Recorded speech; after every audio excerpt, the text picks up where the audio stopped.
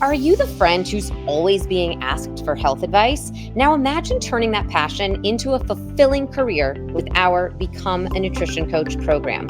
Step into a world where your enthusiasm for wellness becomes the heart of your own thriving business.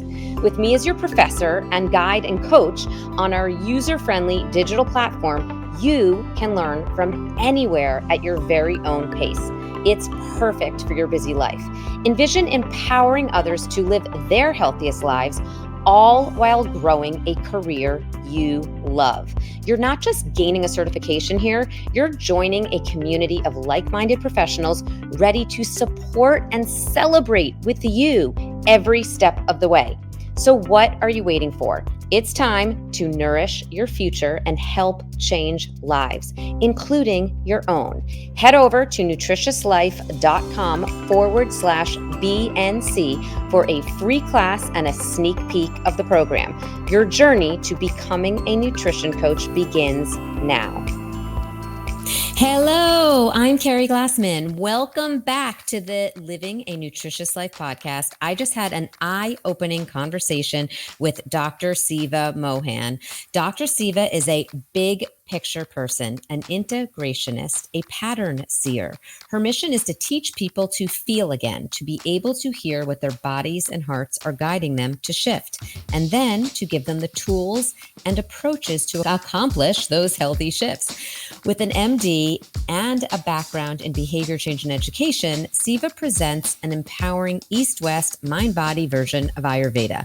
During our convo, we chatted about Dr. Siva's specific approach to Ayurveda that differs from how many other people may approach it. And we also talked about incorporating Ayurveda practices into daily life and into your practice if you're a coach.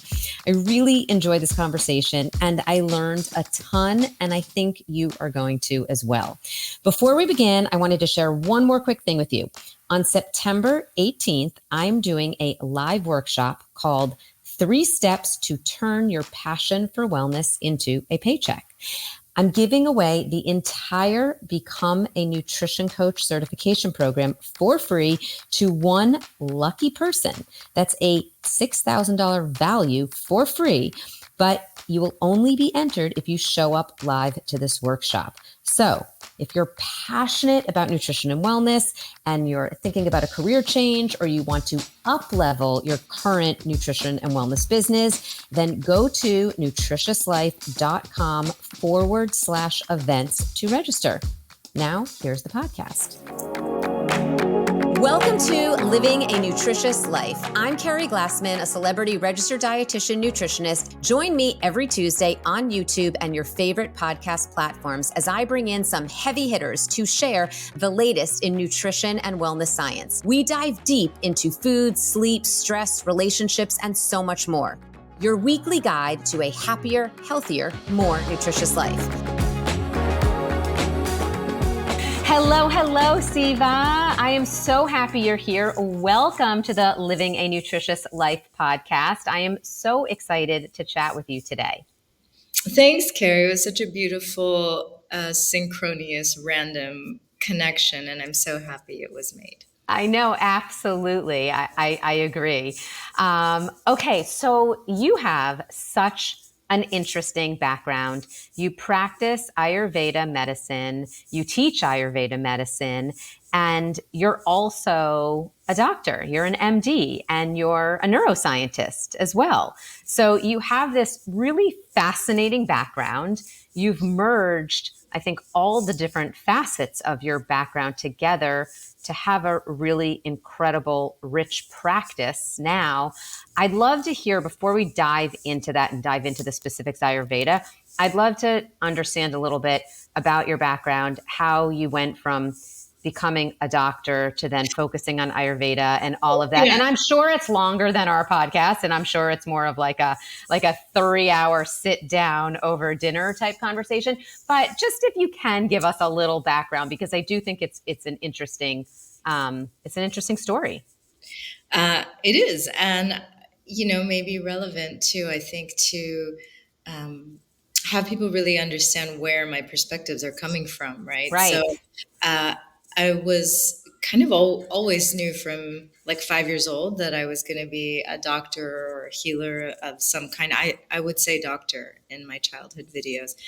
And in Where did you grow up, by the way? Sorry, where did you grow up? Mostly DC. Okay. Yeah. Back and forth, India and DC. And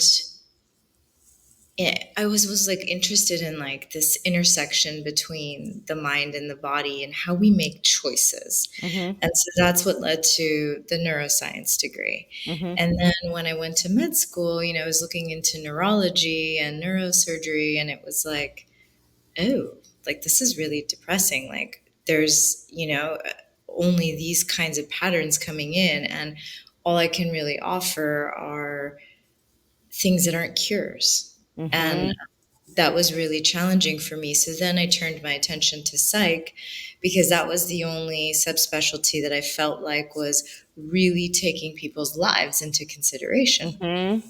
Then I started my psych residency and I realized, oh my goodness, like I'm going to be just pushing medications because people go to therapy Yep. to, PsyDs and psychologists and MSWs and MFTs, and the psychiatrists are really serious drug management cases. And that was really depressing for me because it was like, oh my God, I've come this far and I don't want to do this for the rest of my life. Like, what do I do? And so then I shifted into really leaning into that, like, how do people make health behavior related choices and how do Mm-hmm. we change health behavior? Because I definitely was raised with that sort of Ayurvedic understanding of, the energetics of our lives result in our health for sure, and our contentment as well, our emotional health, let's say, Right. right? So that led into a master's in public health, really looking at health behavior change, and then especially in um, developing settings where there's no infrastructure. And I got Mm-hmm. to really be creative and get to know local cultures and see how decisions were made and try to build health curriculum. But guess what? There's so much red tape with all these agencies and all of these organizations, and the funders, agendas Mm-hmm. are coming into play. And once again, I felt disillusioned of like how I'm going to have like positive impact already. Like I want to make a good change. I'm a bright woman. I've got ideas. And so I kind of just had my quarter life crisis and decided to open a yoga studio and take a break and live that sort of like, have a little cafe yoga studio, come hang out with me. That sounds so good to me, by the way. It was a nightmare, like a 7 day a week business. And I did this at the same time that I started my family. And so, I had this new baby and I had a new studio, and it was beautiful community space. And where was that? And that was in Los Angeles. Okay. And so, yeah, the first donation based yoga studio in Long Beach. And what I found was I started studying Ayurveda to bring the wisdom of my heritage, and like my grandmother had just passed, to my children and my mothering. Mm-hmm. But I really saw in it something that I never saw in it before, because Ayurveda gets really passed off as this sort of like, type yourself and live this way, type yourself and eat Right. these foods. Here's a food list for your dosha. Like that is all such a bunch of crock, and I was really turned off by all of that. But when I really, did my yoga teacher training and I really did a certification in Ayurveda, and I found within it something that is really kind of sort of my special brand of Ayurveda that I have in my book and my app and all of my content. And it's a little revolutionary in that I'm saying, don't type yourself. Really, we need to understand our current state, and we need to mold our approaches and our healing strategies and our lifestyle and our prevention and our nutrition and all of that based on where am I at and what do I need.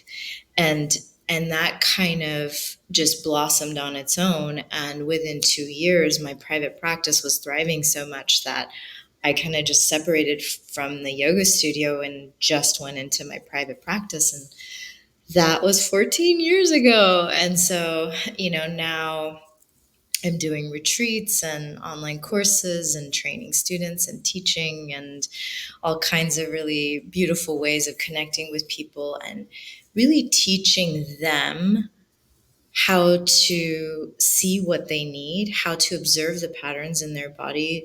I use Ayurveda as the vehicle to express these thoughts, but these are timeless thoughts that I've seen in many different natural healing systems, but not with this level of empowerment the way I teach it, where it's really know yourself and heal yourself.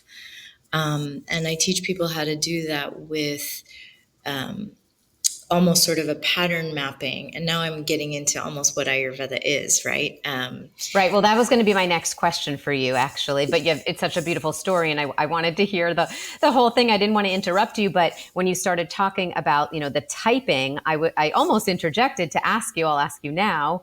So for those people out there, I'm sure every person listening has heard of Ayurveda, and if you haven't, that's okay too. But I do think most people probably have heard of it, but I don't know that everybody really understands it or knows exactly what it is. So can you just give us a little Ayurveda 101? Sure, absolutely. So, if you Google this, you're going to find like Ayurveda is the 5,000-year-old science Right. of life. And it's like, what does that But mean? what does that mean? Exactly. Exactly. Well, that's why I'm asking you. Be more Exactly. vague or Yeah. How broad. do you explain it? So it's really understanding that, we're all just an energy ball. We know this. It's been proven so many different ways, from quantum physics to like Right. aura photography, right? And so you're this energy ball, I'm this energy ball, and life is energy. In all its different forms, from light energy to food energy to conversational energy to relational energy. Stress is energy, Mm-hmm. and there's all the just cause and effect and energy, really. It's so you can imagine you're this little energy ball moving through life, taking in all of the energetic patterns of your life, and they're interfacing with your how you were made and your little energy ball, and they're having some kind of effect on you, and the resultant state of where you are today is your current state. So I just covered the two fundamental concepts of Ayurveda, which is one, you're slightly unique, so your energy ball was made slightly differently than mine, and that gives you certain patterns, tendencies, core personality traits. This is like the genetic component, let's say. Mm-hmm.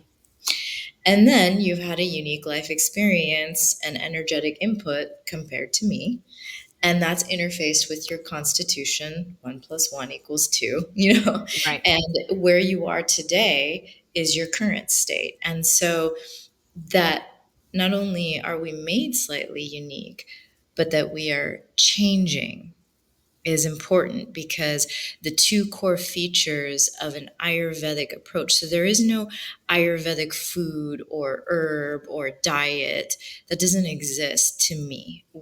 The way I see it is, what makes something Ayurvedic is understanding how it's going to shift a pattern in a direction we want to go. So, very Mm-hmm. simply stated, if my current state is that I'm very cold, I want to shift the pattern to bring in warmth, because that's going to bring me back to homeostasis. That's the direction I want to shift it in. Now, if I use a hot cup of something yummy, if I use a heater, if I use a blanket, if I use a warm hug, any one of those tools could be considered Ayurvedic. The hug Mm-hmm. to the Mm-hmm. warm cup of, chai, because Mm-hmm.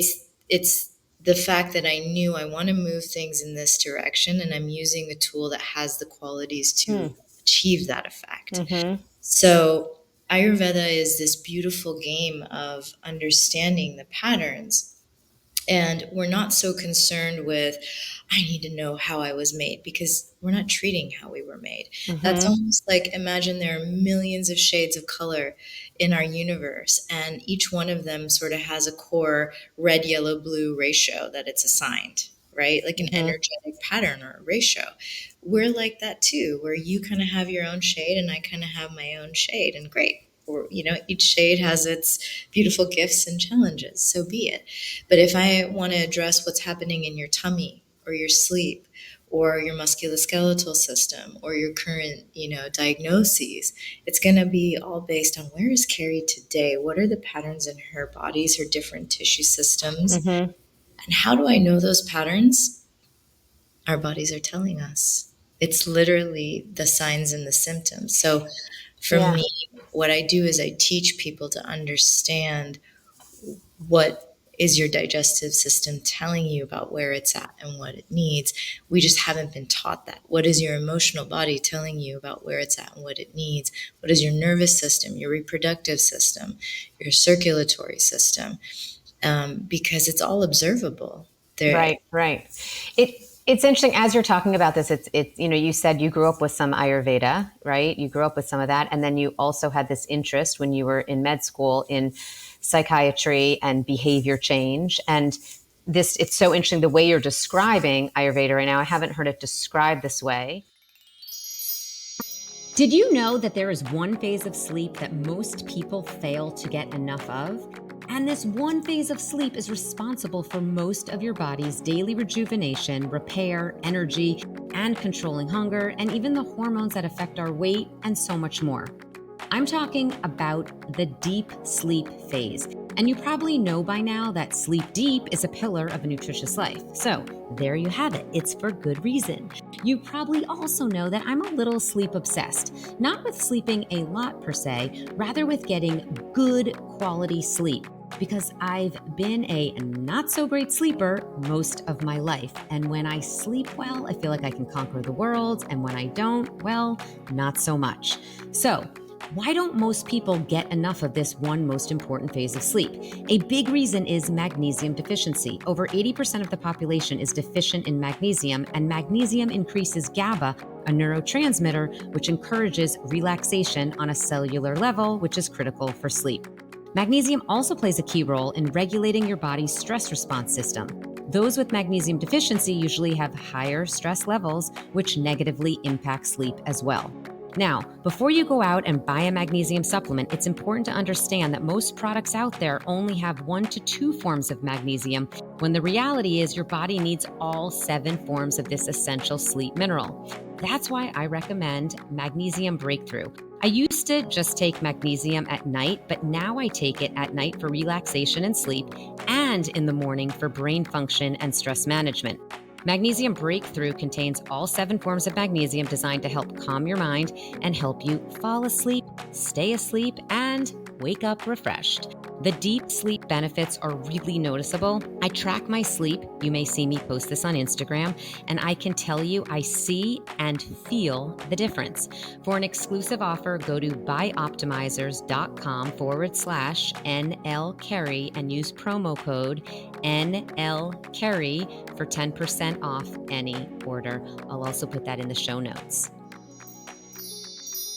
Right now, I haven't heard it described this way, but it really is about that behavior change to get to that state that you desire, right? think about that, like inherent in that, right? So it's like, to me, Ayurveda is not just like a natural healing system, right? This is almost like um, an awareness. And Mm-hmm. then when you're applying that awareness, it's a lifestyle, a conscious lifestyle, right? And not only that, but it is a state of empowerment, right? Because in any given moment, I know what choice is going to be best for me. Do I stay up and watch this show? Do I eat this next bite or this meal Right. today? Do I wake up at this time? Do I do this kind of yoga or exercise practice? Do I respond to this text message in this moment? Like, I can understand all of these micro decisions based on knowing where I'm at and what I need right now and whether that's a fit for it.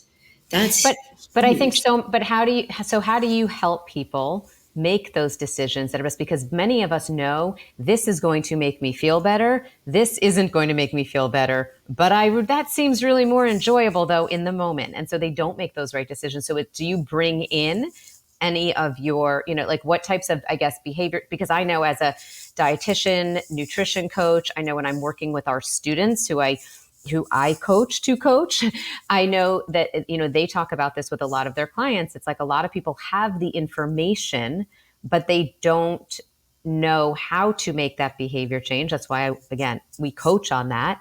I think it can be really difficult for people to make that. So I'm curious from this again, taking this Ayurvedic approach to making those decisions that will result in the results that you want versus those quick fixes or that temporary high. How do you get people to do that? Are you using are you using, I guess, some traditional type behavior change methods in conjunction with with your Ayurvedic practice? I guess I'm just I'm curious. I guess I'm I curious. Like love this I'm question I'm really because imagining like someone sitting yeah. in your office, like talking with you about this, and like how are you approaching this differently than? I mean, everyone can have their approach to behavior change, but I'm just so curious how you approach that. Oh my God, this is such a great question. I'm so glad that you asked me this. There's a few layers to this, right? So, first of all, yes, absolutely. I am using every toolkit in my basket. Okay. So, not only am I using things like, like very traditional things like observing behaviors, breaking down and diagramming patterns, charting things, building self awareness, okay, that's like some traditional stuff, right? But beyond where I step beyond what is legally allowed as a therapist or psychiatrist and why I don't practice under that hat anymore is I do a lot of storytelling and self-disclosure and empathy and this is what moves us. Do you know what I mean? So it's like, in the health system, it's almost like inherently fear-based of like, this is bad, this is affecting you in a bad way, bad things are going to happen, and you need to stop doing this because it's bad.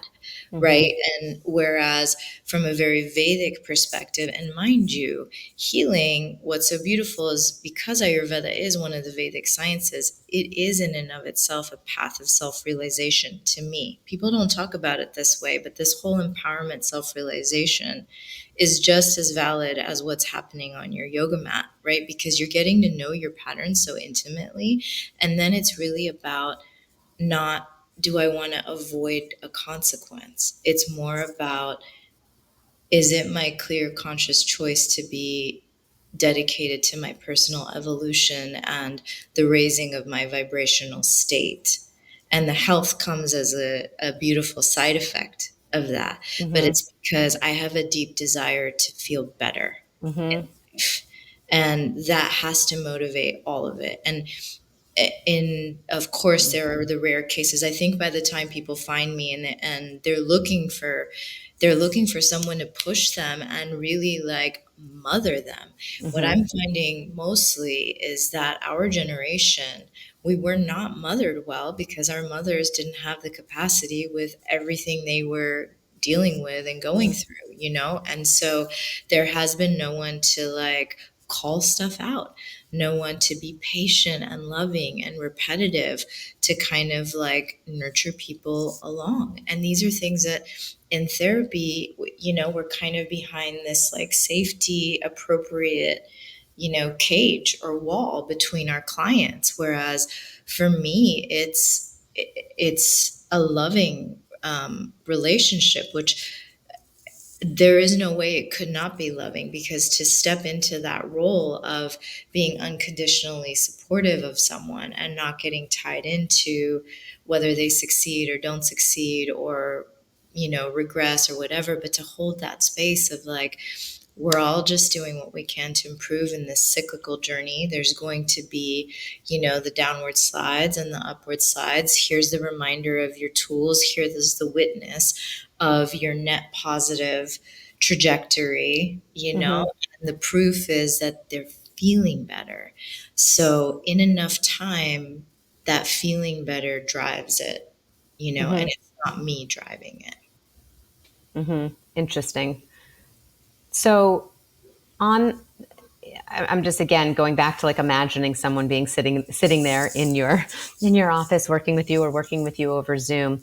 Uh, what do most of your patients look like that come to see you? Like what do they? And I'm sure, and obviously they're all individual and they all have their own unique stories. But what are some of the common conditions that people are suffering with when they come to you? I have three major segments, and I think it really speaks to, kind of the way that I approach Ayurveda, and that it is a very like, I want to teach you to fish. I don't want you to be dependent on me. Right. And let's change these things over time. That really attracts the high profile executive, the C-suite type of people that are like, they're entrepreneurs, they're go-getters, they're forward thinkers. They are already in a certain state of empowerment, but they haven't found a way to do that within their health. Mm-hmm. And then, then there's this segment that really appreciates that I have this, the MD and the MPH and this background in Western medicine, and I can play the bridge to educate and empower them to make informed choices, and also bring in safely all of the sort of lifestyle and natural remedial adjuncts to decrease their pharmaceutical dosages, their side effects, their Mm-hmm. treatment trajectories, the chemical burden and the suffering, and keep an extra eye on things, right? So those are the people that have chronic degenerative disease.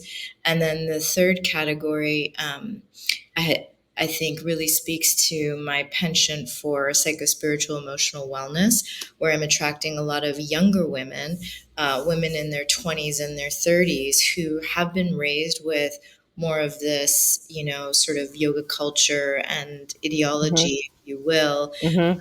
understand about eating healthy, but emotionally they're a mess. Their Yeah. relationships are all over Yeah. the place. They don't know what they want to do. They're almost Mm-hmm. just untethered to themselves and their life trajectory, and they're looking for the emotional wellness skills and to be able to really kind of sort out, like, what is my dharma, what is best for me, where do I want to be, what kind of people do I want to be with, what kind of Mm-hmm. community am I recreating, what is my life going to look like. So that sounds more like therapy for that group of people. Mm-hmm. Similar. I know it's not exactly what you do, I'm saying, but that sounds more like that they're coming to you more for that. I mean, even people coming to nutrition coaches. I mean, we always say, like, there are some clients that it feels more like therapy the whole time. There's other people that want exactly, the grams of protein to eat. Do you know what I mean? Like, there are Yes. different people with different desires and different Yes. needs, and coming to you in different places. So anyway, but that sounds like for that group of people, it sounds a little bit more that overall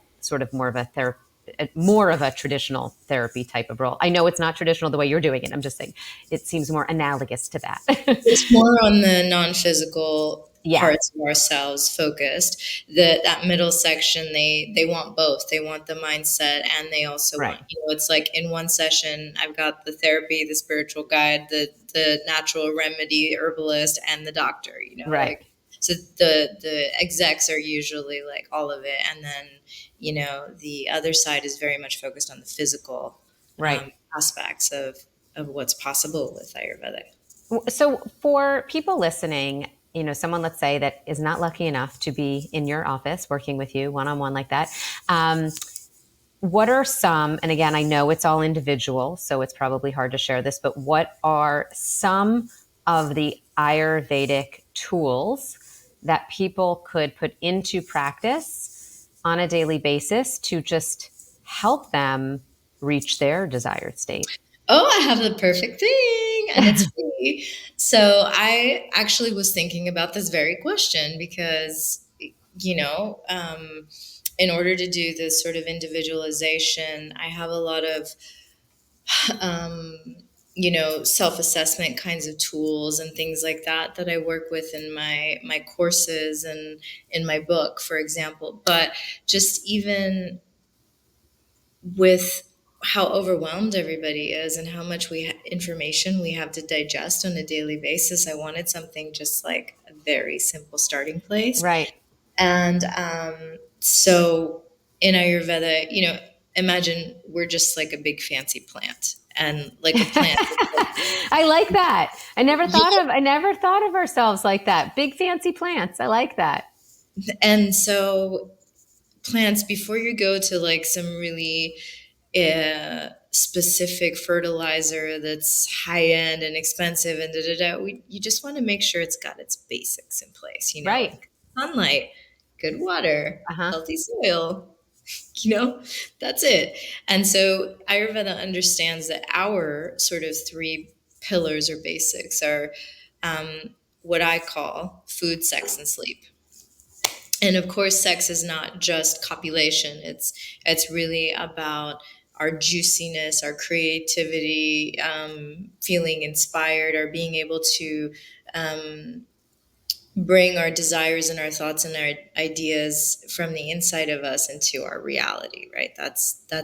creation Yeah. in the Well, Vedic that's a love sense. more pillar of a nutritious life, like your connection and it's more connection, relationships, community, all of that. But um, on the Yeah. same, in the So same vein. food, sex, and sleep is what I call it because it's easy to remember that way. And so in my free app, Ayurveda by Siva, I have free content. And what I do is I do an overview of each one of those pillars just to get people thinking about these are the sorts of things you want to think about in your lifestyle and how it's supporting you in this pillar, in this pillar, in this pillar. And then here are some of my starting tips and tools to sort of fortify and even a little bit of self reflection to see is this a pillar I should really focus on? Using the tools of like which one to do first, right? So I think it's a really great starting resource for exactly what you were talking about. Okay, great, great, great. So, can you also share a little bit? I know you're working with individuals, and I also know that you coach people. Or you coaches, correct? Don't you coach coaches? Right? You're working with I people. teach in Ayurveda schools, You're and teaching, right? yes, Right. I So have you're teaching. Ayurveda You're teaching. students. So how? So people out because we have a lot of coaches because I certify people to be nutrition and wellness coaches. Many of our listeners know that, and so there are a lot of coaches that listen to the podcast. Coaches, dietitians, nurses, etc. What are some things? And I know you teach a whole. You have, like you just said, you teach a whole course on it. But what are I guess, and maybe there isn't a simple way to share this, but are there a few simple tips? Because what you just answered before I think was more sounded more for like the individual to work on it. But are there simple ways that a coach could incorporate some Ayurveda into their practice with their clients in a way that is maybe touching on it without, let's say, taking a course and becoming more experienced in it, which obviously many people should and could if they're interested in that. But I'm saying like people just to sort of like dive into it a little bit to incorporate some of the benefits into their teachings and practice. Yes, absolutely. I mean, for all the nutrition, dietitian, food related coaches out there, the digestive wellness chapter in my book is a fantastic resource for just that because we always have to learn starting with ourselves, right? And I walk you through being able to observe three key patterns of imbalance: depletion, inflammation, and accumulation within the digestive system, and to be able to differentiate upper GI versus lower GI communication and patterns, and then to know how to shift food approaches, not only what we're eating, but how we're eating according to which patterns are present, right? So if you can start right there with practicing and observing your own patterns, your tongue, your bowel movements, your digestive symptoms, and start to get a feel for the patterns, it's going to happen like this, that you're going to be able to do that with your kids and your family members and your loved ones and Mm-hmm. your clients. And you don't have to say like I'm an Ayurvedic, but it's more of, Right. hey, in this school of thought, I was taught that this is a pattern revealing depletion and these sort of shifts were recommended. But if you have done it yourself and tried the shifts and felt the benefit already just by following that kind of like, self assess and adjust, assess and respond kind of guidance in that chapter, you're going to be able to speak from a place of genuine experience, Mm-hmm. and people can sense that instantly, right? So, my recommendation would be to go to the book for that, especially because even though this content is in an online course, if you're going to be absorbing this information, you want to refer to it, you want to have charts, you want to be able to make copies of the charts. Ask the questions, have it there for reference. I think that would be the best way. Amazing. Thank you. All right. I have one last question for you. How do you live your most nutritious life on a daily basis? What do you do to ignite your nutritious life daily? That is such a great question. And I think it's the practice of pratyahara, which is tuning out my outward senses, my hearing, my sight. Um, and really, I even bring my hands to my central body and I check in. Mm. Could be 2 minutes, could be 30 seconds. It really could happen multiple times a day, but that that's what teaches me when I need more nutrition or when I need something different or when I need less of something that's too much for me. It's those moments of listening. And without that, like turning inward for a breath or two and hearing and taking the time to sense and pay attention, there's no way I could make the choices that are most nutritious for me. Yeah, I like that. And that's something that everyone can incorporate daily into their lives. Right. And it's such a good way to just take it down a notch, reduce your stress, reflect, help you be intentional going forward for the rest of the day. And I like that. I was going to ask you that. How many times a day do you do that? And you answered it before I even asked. You said sometimes it's multiple times a day, which is And great. even imagine you did this before you ate and after you ate, since Right. we are, really interested in connecting to the patterns that we want to pay attention to guide our nutritional choices, right? Like if you really did that and you just took a moment to sense, like, how am I really hungry? How does my Yeah. true physical appetite feel? Does my body feel ready to receive food? Am I relaxed in my parasympathetic? Okay, how do I feel after I ate that? Do I feel really good? Was it a little too much? Was it not enough? Did I need a different flavor? Just learning and observing and not even doing anything about it, just observing and observing and observing, you're going to start to see patterns without any fancy language, without Yeah. any fancy charts or anything. And you're naturally going to be guided. So really Ayurveda in another way, and this is kind of a nice close, it's kind of a return to really listening to that inner wisdom that already is guiding us in a way that if we do all of the pattern analysis lines up with what is most beneficial for us in this moment. Yeah, I love that. And I do love what you said about the parasympathetic nervous system at the time. I tell people, and not from an Ayurvedic approach, just from a physiologic approach, I always say when you take a moment before you eat and you calm yourself and you do a little bit of deep breathing and you take a moment, your body is in a better place to digest and absorb that food. So, and I love what you added on to that from that more of that Ayurvedic perspective. That's amazing and beautiful. Thank you so much. Everyone listening, I will share in the show notes all of these links, courses, books, etc., where to find more about Siva. Thank you so much for being here with us today. Oh, thank you, Keri. This was really fun, and I hope we connect in other ways soon. I do too. Thank you.